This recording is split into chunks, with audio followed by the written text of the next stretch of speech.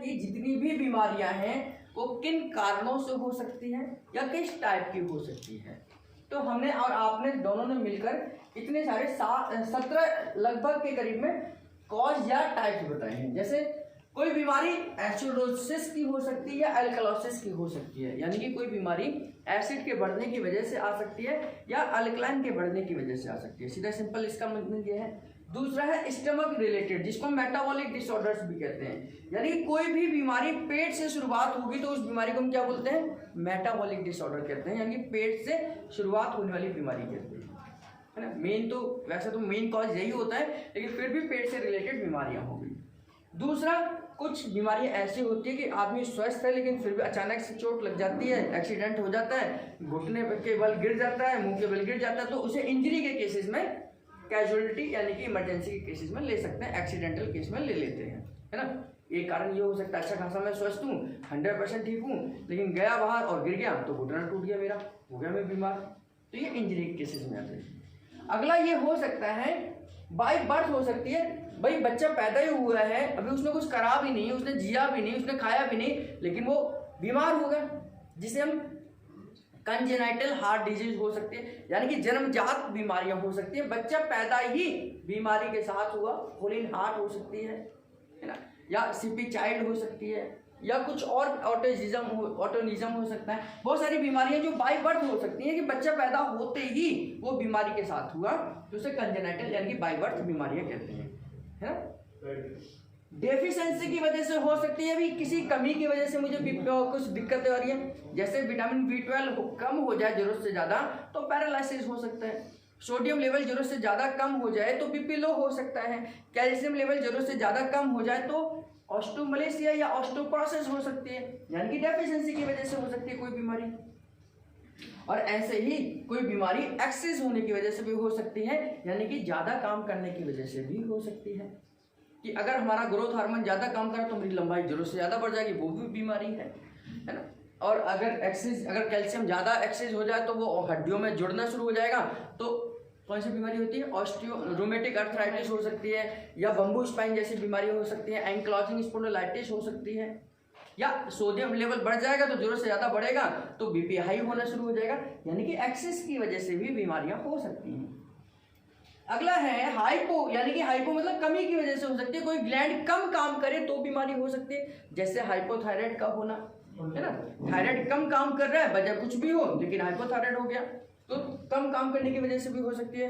कोई ग्लैंड ज़्यादा काम करेगी तो भी बीमारी हो सकती है ना। जैसे पैंक्रियाज अगर जरूरत से ज़्यादा इंसुलिन बनाए तो ग्लूकोज लेवल डाउन चला जाएगा, और जरूरत से कम बनाए तो हमें डायबिटीज हो जाएगी, तो कमी की वजह से और अधिकता की वजह से हो सकती है। कुछ बीमारियां ऐसी होती हैं जो हमें दिखती नहीं है, किसी डायग्नोज में नहीं आती। अब जैसे डिप्रेशन है, डिप्रेशन का कोई व्यक्ति, उसका टेस्ट वगैरह सब नॉर्मल आ रहे हैं लेकिन दिमाग में बीमारी है, सब कुछ ठीक ठाक है, सब कुछ बहुत बढ़िया चल रहा है, रात को नींद नहीं आ रही है। कोई व्यक्ति सब कुछ बिल्कुल ठीक ठाक है, पैसा धन दौलत सब कुछ ठीक ठाक है, लेकिन वो उसके नेगेटिव थॉट्स आते हैं, उसे सुसाइड करने का मन करता है, डिप्रेशन में है, या डबल कैरेक्टर में सिजोफ्रेनिया जैसे केसेस हो जाते हैं, यानी कि आदमी बीमार मेंटल रूप में भी हो सकता है, यानी कि बीमारी मेंटल रूप में भी आ सकती है ना, और आती है। बहुत सारे लोग इस समय तो कहा जाता है कि फिजिकल बीमारियां जितनी खतरनाक नहीं है, क्योंकि फिजिकल बीमारी का डायग्नोज है, फिजिकल बीमारियों को हम पहचान सकते हैं, फिजिकल बीमारियों को हम देखकर समझ सकते हैं कि ये बीमार है। मेंटल किसी के दिमाग को कैसे पढ़े, किसी के किसी के दिमाग में क्या चल रहा है हम पढ़ ही नहीं सकते ना, तो वो मेंटल डिप्रेशन उससे ज़्यादा खतरनाक है, यानी कि फिजिकल से ज़्यादा खतरनाक आपका मेंटल लेवल है। कुछ बीमारियां इन्फेक्शन की वजह से आ जाती है ना, इन्फेक्शन की वजह से आ जाती है, वायरल इन्फेक्शन हो जाता है, या कुछ कहीं हाइजीन की वजह से हो जाती है, UTI इन्फेक्शन है, गंदे तरीके से रहने से, नहाने से नहा नहीं रहे हैं, कुछ इन्फेक्शन दूसरे से इन्फेक्शन जुड़ जाता है, कोई बगल वाले को इन्फेक्शन हुआ और उसने कुछ खांसा, मुझे इन्फेक्शन हो गया, है ना, तो इन्फेक्शन से भी बीमारियां हो सकती हैं। अब कुछ इन्फ्लेमेशन की बीमारियां हैं। इन्फ्लेमेशन की बीमारियां जैसे कोलाइटिस, कोलोन के अंदर जब इन्फ्लेमेशन हो जाए तो कोलाइटिस हो जाती है। अर्थराइटिस यानी कि आपके जोड़ों के अंदर इन्फ्लेमेशन हो जाए तो अर्थराइटिस हो जाती है ना। तो इन्फ्लेमेशन मतलब सूजन वाली बीमारियां जहां पर स्वेलिंग कर जाते हैं वो बीमारियां हो सकती है, जैसे मेनिंजाइटिस, ब्रेन के अंदर सूजन आ जाना, तो स्वेलिंग वाली बीमारियों को इन्फ्लेमेशन की कैटेगरी में ले लेते हैं। कुछ बीमारियां हमारी ब्लॉकेज की वजह से आ सकती है, जैसे इंफार्क्ट है ना, यानी कि आपके ब्रेन के अंदर क्लॉट आराम से जम गया, हमें पता भी नहीं चला और पैरालिसिस हो गया। सब कुछ ठीक ठाक सो रहा था व्यक्ति, सुबह बिल्कुल ठीक ठाक था, नहाने गया, जैसे मग्गा डाला पैरालिसिस हो गया, है ना। हार्ट में मुझे नहीं पता, अभी मैं बिल्कुल ठीक ठाक हूँ, लेकिन पता चला कि हार्ट में कहीं ब्लॉकेज हो गई, हार्ट ने काम करना बंद कर दिया। तो ये ब्लॉकेज की बीमारियां हो सकती है, नर्व की ब्लॉकेज रुक गई, और जहां वो नर्व की ब्लॉकेज रुकेगी वहां का आगे का सारा काम रुक जाएगा, खत्म हो जाएगा। अगली बीमारी हो सकती है हार्मोन्स की गड़बड़ी की वजह से हो सकती है। हार्मोन की गड़बड़ी की वजह से हमें रिप्रोडक्टिव ऑर्गन्स पर इफेक्ट आ सकता है। टेस्टोस्टेरोन हार्मोन ना बने तो मेल को रिप्रोडक्टिव सिस्टम की बीमारियां आ जाएंगी, बांझपन हो सकता है। फीमेल के अंदर एस्ट्रोजन प्रोजेस्टेरोन ना बने तो उनके अंदर इनफर्टिलिटी आ सकती है ना। तो हार्मोन से रिलेटेड बीमारियां हो सकती हैं। अब दूसरा ये भी बात सही है कि भाई मेडिसिन के साइड इफेक्ट की वजह से आ सकती है। तो मैंने जैसा आपको बताया कि अगर हम लंबे समय तक एंटीबायोटिक खाते हैं तो उसकी वजह से विटामिन के बनना बंद हो जाता है, क्योंकि गुड बैक्टीरिया हमारे मरने शुरू हो जाते हैं, और उसकी वजह से क्या होगा, हमारी ब्लीडिंग कभी भी हो सकती है। मेडिसिन साइड इफेक्ट की वजह से हमारी किडनी फेल हो सकती है। किस साइड, हम सब कुछ ठीक ठाक है, लेकिन हम किसी एक बीमारी के लिए गोलियां खा रहे हैं लंबे समय से, तो वो बीमारी ठीक होना हो लेकिन दूसरी बीमारी हो जाती है, तो ये साइड इफेक्ट की वजह से भी हो सकती है बीमारी, है ना। अब वो क्या होगी, अलग अलग हो सकती है। Blood circulation, lack of circulation की वजह से बीमारियां होती हैं। जहां पर भी सर्कुलेशन कम होगा वहां बीमारी हो जाएगी। ब्रेन में अगर सर्कुलेशन कम जाएगा तो ब्रेन की बीमारी हो जाएगी, हार्ट में सर्कुलेशन कम जाएगा तो हार्ट की बीमारी हो जाएगी, लंग्स में सर्कुलेशन कम जाएगा तो लंग्स से रिलेटेड हो जाएगी। जहां पर भी सर्कुलेशन कम होगा वहां वो बीमारियां लेकर आएगा, यानी कि सर्कुलेशन से रिलेटेड बीमारियां हो सकती हैं। और इसी प्रकार से टॉक्सिफिकेशन, यानी कि बॉडी के अंदर टॉक्सिन्स का जमा होने की वजह से भी बीमारियां आ सकती हैं। जैसे अगर किडनी के अंदर क्रिएटिनिन लेवल बढ़ता चला जाए, यूरिक एसिड बढ़ता चला जाए, तो उसका असर हमारे पूरे शरीर पर हो सकता है। यूरिक एसिड बढ़ेगा, जोड़ों में दर्द होना शुरू हो जाएगा। कोलेस्ट्रॉल बढ़ेगा, अंग धमनियां यानी कि आपकी आर्टरीज ब्लॉक होनी शुरू हो जाएंगी, यानी कि टॉक्सिफिकेशन की वजह से भी बीमारियां हो सकती हैं। और एक है ऑटोइम्यून डिसऑर्डर। ये एक कैटेगरी है कि भाई ऑटोइम्यून डिसऑर्डर में हमारी इम्यूनिटी पावर बिल्कुल लो हो जाती है ना, यानी कि हमारा जो इम्यून सिस्टम है वो अपना 100% काम करने के बावजूद हमारी इम्यूनिटी पर उतना लेकर नहीं आ पाता जितनी हमें इम्यूनिटी की आवश्यकता है। तो उस कंडीशन में ऑटोइम्यून डिसऑर्डर्स कहते हैं, यानी कि ये बीमारियों की कैटेगरी हो गई कि ये बीमारियां कुछ इस कैटेगरी की हो सकती है। अगला है लाइफ स्टाइल से रिलेटेड बीमारियां। मैं सब कुछ ठीक हूँ, मुझे तो भगवान ने बिल्कुल 100% स्वस्थ पैदा किया, लेकिन पैदा मुझे दिल्ली में कर दिया, है ना। मैं 100% स्वस्थ हूँ, सब कुछ ठीक ठाक है, मैं बिल्कुल ठीक ठाक पैदा हुआ, लेकिन पैदा कहाँ हो गया, दिल्ली में हो गया, जहाँ पर हवा अशुद्ध है, जहाँ पानी अशुद्ध है, जहाँ सब्जियाँ अशुद्ध हैं, यानी कि इनप्योर है। तो ये जब शरीर के अंदर जाएंगी या लंग्स के अंदर जाएंगी या पेट के अंदर जाएंगी तो ये बीमारियां कर देंगी, है ना। अगर मैं कहीं अच्छे खासे खेत में जहाँ चारों तरफ हरियाली होती, कहीं अच्छे देश में होता जहाँ बिल्कुल पॉल्यूशन नहीं होता, तो मैं ज़्यादा लंबे समय तक स्वस्थ रह सकता था। अब दिल्ली में पैदा होने वाले बच्चा, तो डॉक्टर ये कहते हैं अपोलो के कि पहले बच्चा लाल रंग का लंग्स लेके पैदा होता था, अब नीले लंग्स लेके पैदा होता है, यानी कि इतना ज़्यादा पॉल्यूशन बढ़ गया है कि बच्चे में होते ही लंग्स खराब होने शुरू हो जाते हैं। तो यानी कि ये हमारी लाइफ स्टाइल से रिलेटेड बीमारियां आ सकती हैं। उसमें उस बच्चे का कोई दोष नहीं, लेकिन लाइफ स्टाइल जहाँ वो रह रहा है उस हिसाब से वो बीमारियां आनी ही आनी हैं, तो जिनको हम और आप नहीं रोक सकते।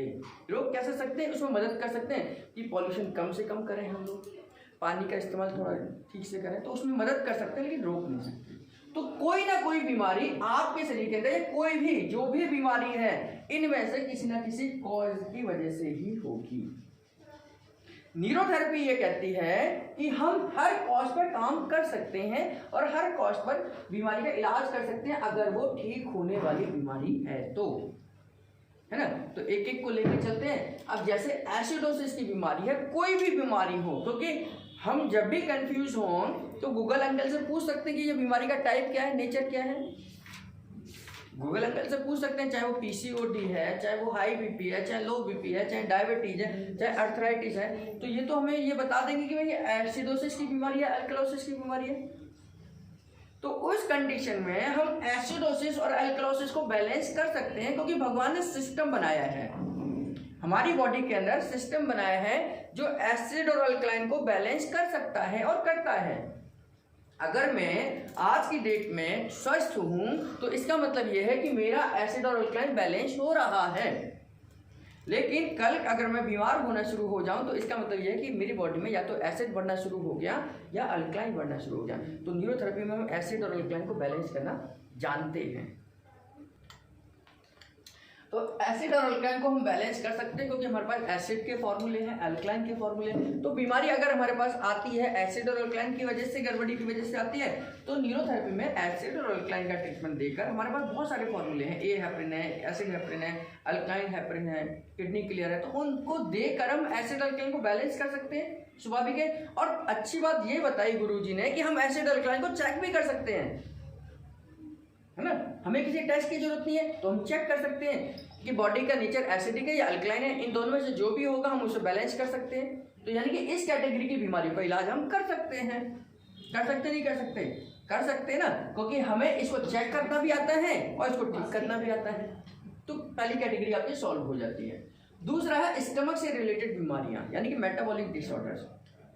तो न्यूरोथेरेपी की सबसे ज्यादा जो पकड़ है वो स्टमक से रिलेटेड बीमारियों पे है। हम हर ऑर्गन को स्टिमुलेट कर सकते हैं, हर ऑर्गन को स्टिमुलेट कर सकते हैं। हमारे बहुत सारे फॉर्मूले हैं जो स्टमक को ठीक कर सकते हैं। हम पैंक्रियास को स्टिमुलेट कर सकते हैं, हम लिवर को स्टिमुलेट कर सकते हैं, हम गॉल ब्लैडर को स्टिमुलेट कर सकते हैं, हम स्टमक को स्टिमुलेट कर सकते हैं, हम इंटेस्टाइन को कर सकते हैं, लार्ज इंटेस्टाइन को कर सकते हैं। ये सब हमारे पास है, सब चीज़ें हमारे पास हैं। और नहीं है तो हमारे पास फॉर्मूले हैं, नॉर्मल है, अजय नॉर्मल है, यूडीएफ है, जीवन धारा है, इस सबको हम कर सकते हैं। इनका इस्तेमाल कर स्टमक से रिलेटेड बीमारियों को ठीक कर सकते हैं। और कैसे डिसाइड करेंगे कौन सा फॉर्मूला यूज होगा? तो उसमें हमारे पास जब बहुत सारे ऑप्शन होंगे तो हम छोटे छोटे ऑप्शन से शुरुआत करेंगे, छोटे छोटे ऑप्शन से, छोटे छोटे ट्रीटमेंट से शुरुआत करेंगे। धीरे धीरे कर उसके पूरे बेस को ठीक करेंगे। कहाँ कहाँ ठीक करेंगे, कौन कौन से ऑर्गन्स में बीमारी है, उसके हिसाब से हम ट्रीटमेंट दे सकते हैं। स्टमक से रिलेटेड बीमारी में सबसे ज़्यादा कामयाब हमारी न्यूरोथेरेपी है। बिना किसी दवा के, बिना किसी साइड इफेक्ट के हम स्टमक से रिलेटेड बीमारी का इलाज कर सकते हैं। ठीक है। तो हम स्टमक को भी पेन पॉइंट्स को ठीक कर स्टमक की 90% बीमारी को ठीक कर सकते हैं, क्योंकि हम पेट को डायग्नोस करना जानते हैं। तीसरा, इंजरी का केसेस, चाहे किसी भी प्रकार की इंजरी हुई है, मसल्स में हुई है, ब्रेन में हुई है, हाथ में हुई है, हड्डी की हुई है, कहीं पर भी कोई इंजरी हुई है, तो हमारे पास न्यूरोथेरेपी में इंजरी के ट्रीटमेंट्स हैं। इस केस में हमारे न्यूरोथेरेपी के रिजल्ट्स पुरानी से पुरानी इंजरी, यानी कि कई साल पहले चोट लगी है और उसकी वजह से आज भी दर्द है, तो हम इंजरी के केसेस में उस फॉर्मूले का इस्तेमाल कर सकते हैं। न्यूरोथेरेपी में आजकल इंजरी का फॉर्मूला है, न्यू इंजरी फॉर्मूला भी है, जो हम इंजरी के केसेस में यूज कर सकते हैं। अब लिगामेंट की इंजरी हुई है, हम लिगामेंट में भी इसी फॉर्मूले का इस्तेमाल करेंगे। अगर कहीं पर वर्ड इंजरी, टीयर, वियर ये सब आ जाते हैं, टूट फूट आ जाती हैं, तो हम इसमें यही इस्तेमाल करेंगे। ऐसे बाय बर्थ जो बीमारियां हैं, बाय बर्थ बीमारी का मतलब है कि कहीं ना कहीं उसके फॉर्मेशन के समय पर कुछ ना कुछ गड़बड़ हुई है, यानी कि जेनेटिक बीमारी हो गई हो, है ना। बाय बर्थ का मतलब जेनेटिक बीमारी हो गई। जेनेटिक का मतलब कि जब बच्चा बन रहा था माँ के पेट के अंदर, उसके अंदर कुछ कोऑर्डिनेशन खराब हो गई और उसके अंदर मैन्युफैक्चरिंग डिफेक्ट हो गया।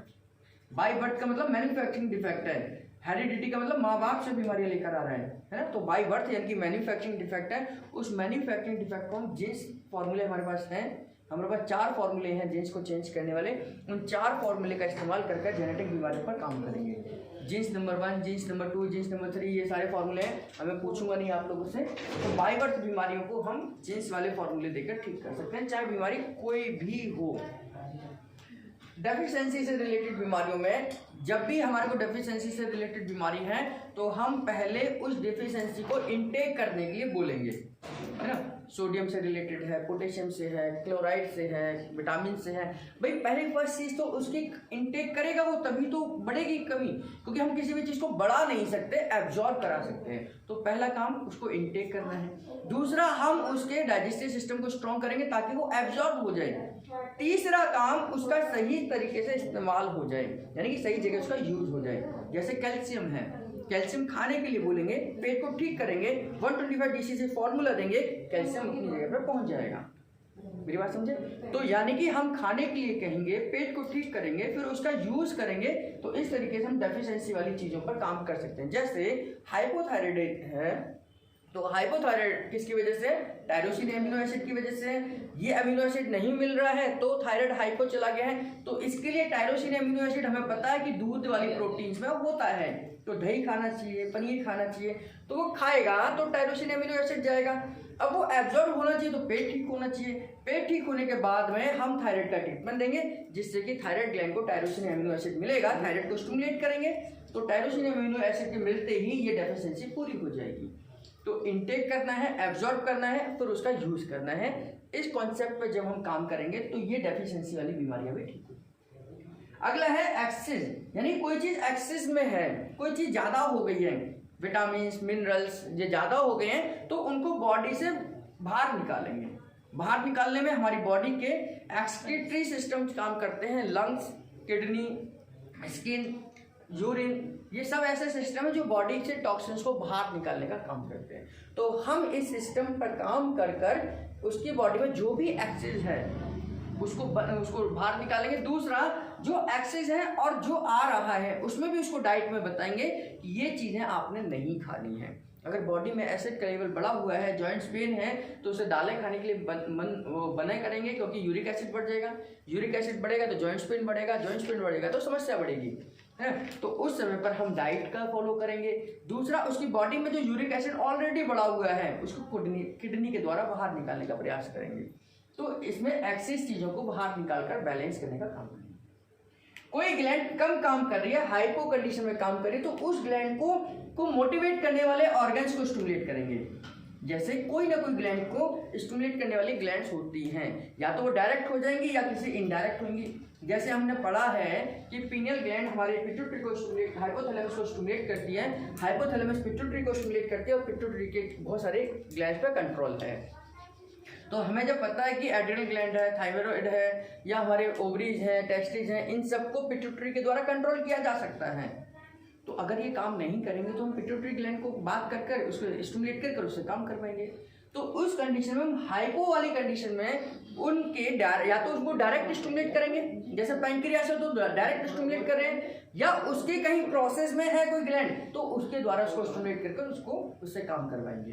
तो इसलिए हमारा हार्मोनल ट्रीटमेंट है जिसके द्वारा हम बहुत सारी ग्लैंड्स को कंट्रोल कर सकते हैं, या तो डायरेक्ट या इनडायरेक्ट कर सकते हैं। एड्रिनल ग्लैंड है तो हम कर सकते हैं, पैंक्रियास है तो उसे डायरेक्ट कर देंगे, थाइमस है तो उसे डायरेक्ट करेंगे। तो हाइपो कंडीशन वाली कंडीशन में भी हम न्यूरोथेरेपी का ट्रीटमेंट दे सकते हैं, चाहे वो बीमारी किसी भी तरीके की हो, किसी भी कैटेगरी में है। अगर उसका कारण हाइपो है तो उसके सिस्टम को समझेंगे, ये सिस्टम कैसे बना है, बीमारी कैसे आई है, उस कॉन्सेप्ट पे काम करके प्रोटोकॉल को फॉलो करेंगे और बीमारी का समाधान करेंगे। इसी प्रकार मेंटल डिसऑर्डर्स हैं। मेंटल डिसऑर्डर्स में सबसे पहली चीज ये है कि ब्रेन के अंदर आप ऑक्सीजन को बढ़ा दीजिए, क्योंकि ब्रेन की 90% बीमारियां लैक ऑफ ऑक्सीजन की वजह से आती हैं, चाहे बीमारी कोई भी हो। तो पहला इसमें, क्योंकि ब्रेन की पहली खुराक है ऑक्सीजन और ग्लूकोज, तो ग्लूकोज को भी बढ़ा सकते हैं, ऑक्सीजन को भी बढ़ा सकते हैं, तो ब्रेन की बीमारी पर काम कर सकते हैं। ब्रेन की बीमारियों में ऑक्सीजन और ग्लूकोज को बढ़ा दीजिए, आपको रिजल्ट मिलने शुरू हो जाएंगे।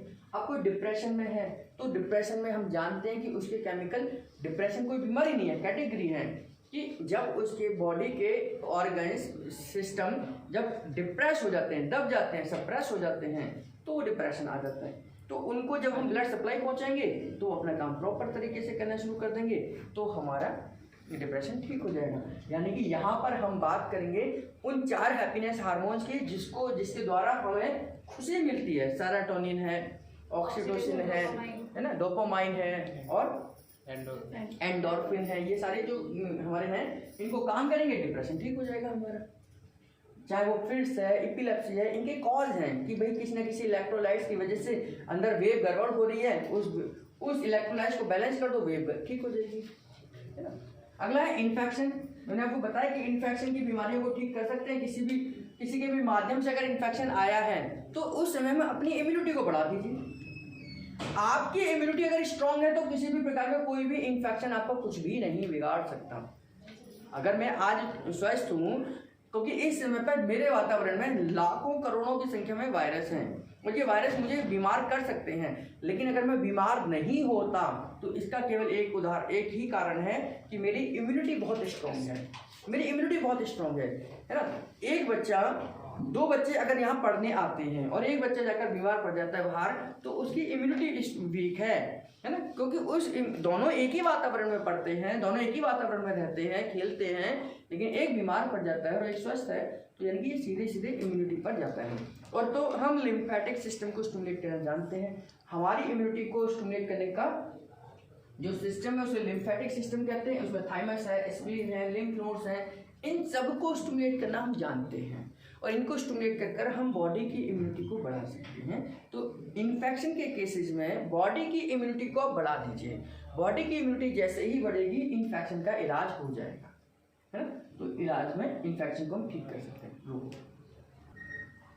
अब इन्फ्लामेशन वाली बीमारियों में, इन्फ्लामेशन में आपका सीधा सीधा सिंपल सा इसका लॉजिक है कि कहीं पर भी स्वेलिंग होगी, किसी भी जगह पर इन्फ्लामेशन होगी, लाल हो जाएगी, उसके सिम्टम्स हैं कि वहाँ पर टिश्यूज फूल जाएंगे, वो इन्फ्लामेशन है। चाहे वो कोई भी बीमारी हो, मेनिंजाइटिस हो, कोलाइटिस हो, आपको बता दें कि इन्फ्लामेशन का स्वेलिंग है। तो स्वेलिंग को, इन्फ्लामेशन को ठीक करने के लिए हम एरिया का इस्तेमाल करते हैं और प्रोस्टाग्लैंडिन का इस्तेमाल करते हैं। प्रोस्टाग्लैंडिन इन्फ्लामेशन को खत्म करता है, इरिटेशन को खत्म करता है। तो 30-6 एरिया का इस्तेमाल करेंगे यहाँ पर इन्फ्लामेशन की बीमारियों में, है ना। और उस जो कहाँ पर है उस संबंधित उस ऑर्गन को भी स्टिमुलेट करेंगे। अब इन्फ्लामेशन पैर के घुटने में है तो घुटने से संबंधित तो ट्रीटमेंट देंगे ना, और 30-6 एरिया का भी इस्तेमाल करेंगे, है ना। कॉर्टिसोल बनाएगा। और इसी प्रकार से कोई ब्लॉकेज है, ब्लॉकेज कहाँ पर है वहाँ सर्कुलेशन बढ़ाएंगे। दूसरा, ब्लॉकेज को खोलने के लिए न्यूरोथेरेपी में मल्टी हैपरिन फॉर्मूले हैं, मल्टी हैपरिन फॉर्मूले हैं। हमारे सारे हैपरिन फॉर्मूले ही ब्लॉकेज को खोलते हैं। A to Z हैपरिन हमारे ब्लॉकेज को खोलने के लिए देते हैं, मल्टी हैपरिन फॉर्मूले हैं, है ना। तो इस ब्लॉकेज को खोलने के लिए हम पहले तो उस एरिया में सर्कुलेशन बढ़ा देंगे जहाँ खोलना चाहते हैं, बाकी हम हैपरिन पे काम करेंगे तो जो ब्लॉकेज खुल जाएगी। पहले सर्कुलेशन बढ़ाएंगे फिर ब्लॉकेज फॉर्मूले। हाँ, सर्कुलेशन बढ़ा दो, ब्लॉकेज को खोल दो, ब्लॉकेज वाले ट्रीटमेंट दे दो, ब्लॉकेज खुल जाएगी। और इसी प्रकार से हार्मोनल ट्रीटमेंट है, बढ़ाने के लिए सर फिजिकल केमिकल दोनों तरीके से ट्रीटमेंट हम दे सकते हैं। अगर हमें लगता है कि पैरों में सर्कुलेशन कम है, ब्लॉक हो गई है, तो पैरों में फिजिकल ट्रीटमेंट दे सकते हैं। केमिकल ट्रीटमेंट हमारे हैपरिन ट्रीटमेंट्स हैं, मल्टी हैपरिन फॉर्मूले हैं, है ना। और इसी प्रकार से हार्मोनल ट्रीटमेंट है। हार्मोनल ट्रीटमेंट में हमें पता है कि कौन सा हार्मोन कहाँ से बनता है और उसका गॉडफादर कौन है। गॉडफादर कौन है? थायराइड। अगर हमारा T3 T4 अगर ठीक से नहीं बन रहा तो हमें पता है कि T3 T4 कहाँ से बनता है, थायराइड से बनता है। और थायराइड का गॉडफादर कौन है? पिट्यूटरी ग्लैंड है। पिट्यूटरी का गॉडफादर कौन है? हाइपोथैलेमस है। हाइपोथैलेमस का गॉडफादर कौन है? वीनियल है। तो इस तरीके से हम स्टिमुलेट करेंगे तो हार्मोनल ट्रीटमेंट यूज हो जाएगा। चाहे वो ओवरीज हो, टेस्टिस हो, कोई भी हो, उस सीक्वेंस में हम इस पर काम करेंगे तो ये काम करेगा और हार्मोन बैलेंस होंगे। हार्मोन जैसे ही बैलेंस होंगे उसकी बीमारी ठीक हो जाएगी। सर हार्मोनल भी जैसे हमारे पास 3-4 फॉर्मूले हैं, एक हार्मोनल ट्रीटमेंट है अलग, हाँ, एक है एस्ट्रोजन और प्रोजेस्टेरोन अलग है, तो उसमें से कौन सा बेटर है? तो एस्ट्रोजन प्रोजेस्टेरोन फॉर्मूले में वही फॉर्मूला वही सिस्टम है। हाफ टू 40 सेकंड 6 मतलब 4 thyroid P right ovary left ovary estrogen progesterone है ना। अब ये देने के बाद में अगर लंबे समय तक हमें और भी जोड़ना है कुछ चीज़ों को तो ऑक्सीजन हार्मोनल ट्रीटमेंट दे दो, या केवल हार्मोनल ट्रीटमेंट दे दो, या केवल एस्ट्रोजन प्रोजेस्टेरोन ट्रीटमेंट दे दो। तो ये धीरे धीरे डिसाइड आपने करना है कि कैसे कैसे हम उन फॉर्मूले का इस्तेमाल करेंगे। हमारे पास इस बीमारी की टैबलेट है, इस मेडिसिन है, फिर मेडिसिन तो हमने अब डिसाइड करना है ना कि कौन सी पहले इस्तेमाल करनी है, कौन सी बाद में करनी है। और इसी प्रकार से मेडिसिन के साइड इफेक्ट हो गए हैं तो मेडिसिन के साइड इफेक्ट के लिए हम लिवर डिटॉक्सिफिकेशन ट्रीटमेंट देंगे, बॉडी को डिटॉक्सिफाई करने के लिए ट्रीटमेंट देंगे, लंग्स को स्टिमुलेट करेंगे, लिवर को स्टिमुलेट करेंगे, किडनी को स्टिमुलेट करेंगे, हमारी पसीने वाली ग्रंथियों को स्टिमुलेट करेंगे कि बॉडी से टॉक्सिन्स को बाहर फेंको, बॉडी से टॉक्सिन्स को बाहर फेंको, आपका लिवर डिटॉक्सिफिकेशन हो जाएगा। स्टीम बाथ इसका बहुत अच्छा है उदाहरण है। अगर हम स्टीम बाथ लेते हैं कहीं पर तो स्टीम बाथ से आपके जो पसीने निकलते हैं बॉडी से डिटॉक्सिफाई करने का तरीका है। तो बॉडी को डिटॉक्सिफाई करने का मेडिसिन के साइड इफेक्ट को दूर कर सकते हैं हम। अगला है ब्लड सर्कुलेशन। न्यूरोथेरेपी में और मेडिकल साइंस में ये सबसे बड़ा कॉज है बीमारी आने का। कहीं पर भी खून का दौरा कम होगा वहाँ बीमारी आ जाएगी। तो हमारे पास सब जगह सर्कुलेशन बढ़ाने के तरीके हैं, चाहे फिजिकल हो चाहे मेंटल हो। सिर में सर्कुलेशन कम है, हम सिर हल्का दे सकते हैं, शीर्षासन करा सकते हैं, कुंडली का पॉइंट दे सकते हैं, वो किसी भी तरीके से सर्कुलेशन बढ़ाना है आपने। अगर पीठ में सर्कुलेशन कम है तो आप ऑर्गन क्लियरेंस दे सकते हैं, पेट में कम है तो क्लॉकवाइज दे सकते हैं, ग्लैंड्स को स्टिमुलेट कर सकते हैं। तो सर्कुलेशन को बढ़ाना तो न्यूरोथेरेपी में बहुत आसान है, फिजिकल भी और केमिकल भी। तो हम सर्कुलेशन बढ़ाकर किसी भी जगह पर सर्कुलेशन बढ़ा धीरे धीरे करके बढ़ेगा। आज क्योंकि करोड़ों की संख्या में सेल हैं, तो हो सकता है आज कुछ करोड़ों की संख्या में सेल स्टिमुलेट हो, कल और करोड़ों की संख्या में हो, फिर परसों और करोड़ों की संख्या में हो, तब जाकर ये धीरे धीरे स्टिमुलेट होती चलेगी और सर्कुलेशन बढ़ जाएगा आपका। सर कुंडली के पॉइंट से सर्कुलेशन ब्रेन का बढ़ जाएगा, ब्रेन का, है ना। ऐसे टॉक्सिफिकेशन जमा हो गए हैं तो डिटॉक्सिफिकेशन कर दो, टॉक्सिफिकेशन जमा है तो डिटॉक्सिफिकेशन कर दो। डिटॉक्सिफिकेशन मतलब सर्कुलेशन बढ़ा दो और टॉक्सिन्स को बाहर निकालने वाले सिस्टम को स्टिमुलेट कर दो। फिर वो किडनी हो सकती है, लंग्स हो सकता है, पसीना हो सकता है, स्टूल हो सकता है, कुछ भी हो सकता है। जो जो हमारे टॉक्सिन को बाहर निकालते हैं उनको स्टिमुलेट करेंगे तो डिटॉक्सिफिकेशन हो जाएगा। यहाँ पर डी जुड़ जाएगा टी की जगह, है ना। तो टॉक्सिफिकेशन को डिटॉक्सिफिकेशन करके इलाज कर सकते हैं। ऑटो इम्यून डिसऑर्डर्स में हम कैटेगरी को बनाकर रख सकते हैं, उस स्थिति को बना के रख सकते हैं। ऑटो इम्यून डिसऑर्डर्स में हम ये जानते हैं कि हमारी इम्यूनिटी पावर सबसे कम हो जाती है और वो कम वाली ही अपना 100% काम कर रही है ना। तो उस कंडीशन में हम कुछ ऐसे स्टेरॉइड, नेचुरल स्टेरॉइड्स बना सकते हैं जो बॉडी बनाती है। इसी को हम आर्टिफिशियली लेते हैं। तो हमारे एड्रिनल ग्लैंड से नेचुरल स्टेरॉइड्स बनते हैं, हमारे टेस्टोस्टेरोन से नेचुरल स्टेरॉइड्स बनते हैं, हमारी ओवरी से नेचुरली टेस्टोस्टेरोन बनते हैं। स्टेरॉइड हार्मोन कौन से हैं? ये आपका एस्ट्रोजन, प्रोजेस्टेरोन, आपका टेस्टोस्टेरोन, एड्रिनल कॉर्टेक्स से निकलने वाले हार्मोन, ये सारे के सारे स्टेरॉइड हार्मोन है। तो इन हार्मोन्स को बनाकर हम ऑटोइम्यून डिसऑर्डर्स में इम्यूनिटी को बढ़ा सकते हैं, सर्कुलेशन को बढ़ा सकते हैं, उसको व्यक्ति को अच्छा रख सकते हैं, है ना। तो ऐसी बीमारियों में हम इनका इस्तेमाल कर कर ऑटोइम्यून डिसऑर्डर्स को कंट्रोल कर सकते हैं। सभी पे काम करना पड़ेगा। हाँ जी, है ना। तो लेडीज में और फीमेल और जेंट्स में उनके हिसाब से इस ऑटोइम्यून डिसऑर्डर्स में उनकी बॉडी के अंदर इम्यूनिटी को बढ़ा सकते हैं, क्योंकि स्टेरॉइड बढ़ाने हैं। स्टेरॉइड क्या है? एस्ट्रोजन, प्रोजेस्टेरोन, टेस्टोस्टेरोन, आपके एड्रिनल कॉर्टेक्स से निकलने वाले हार्मोन, ये सारे स्टेरॉइड्स हैं। स्टेरॉइड्स के रूप में इनका इस्तेमाल कर सकते हैं। तो यानी कि लेडीज में एडीआर और वो बोथ एस्ट्रोजन और प्रोजेस्टेरोन देना चाहिए। हाँ, लेडीज में एडीआर देना चाहिए, राइट ओवरी लेफ्ट ओवरी देना चाहिए, तो उससे इम्यूनिटी पर कम फर्क पड़ेगा। लाइफ स्टाइल से रिलेटेड बीमारियों के लिए हमें अपनी लाइफ स्टाइल को सुधारना पड़ेगा और उसमें हमें बायोलॉजिकल क्लॉक पे काम करना पड़ेगा।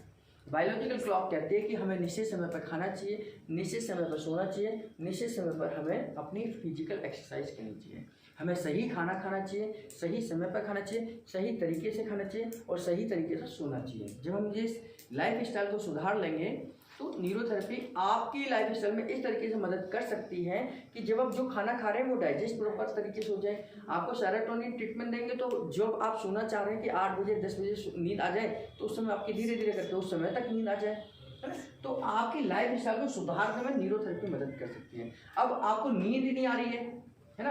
अब नींद नहीं आ रही है तो आपकी आदत ऐसी पड़ गई कि आप 2 बजे सो रहे हैं, आपने लाइफ स्टाइल ऐसी बना ली है। तो जब तक हम या तो हम मेडिसिन लो तब आएगी आपको 10 बजे नींद, या आप न्यूरोथेरेपी का ट्रीटमेंट ले लीजिए तो भी आ जाएगी 10 दिन में 10 बजे नींद। तो लाइफ स्टाइल को ठीक करने में न्यूरोथेरेपी मदद कर सकती है। अब आपको डेली 10 सिगरेट पीने की आदत है ना। अब लाइफ स्टाइल बिगड़ गई हमारी। अब धीरे धीरे करके न्यूरोथेरेपी में हम लंग्स को स्टिमुलेट कर कर उसको डिटॉक्सिफाई करेंगे, उसको सिगरेट के लिए कम करेंगे। पहले 9 पियो, फिर 8 पियो, फिर 7 पियो, इस तरीके से हम उसकी मदद करते हुए चले जाएंगे, है ना। तो उससे मदद करेंगे तो फिर लाइफ स्टाइल जैसी बीमारियों में भी मदद मिल जाएगी। तो चाहे लाइफ स्टाइल की बीमारी, अगर पेशेंट ठीक होना चाहता है, पहले तो यही कि पेशेंट ठीक होना चाहिए। पेशेंट ठीक होना चाहता है तो न्यूरोथेरेपी उसकी मदद करेगी। तो लाइफ स्टाइल जैसी बीमारियों में भी हम न्यूरोथेरेपी के ट्रीटमेंट से उसकी मदद कर सकते हैं। तो बीमारी चाहे किसी भी टाइप की हो, किसी भी कारण से हो, न्यूरोथेरेपी के ट्रीटमेंट से हम उन सब पर काबू पा सकते हैं, उनको रिजल्ट दे सकते हैं।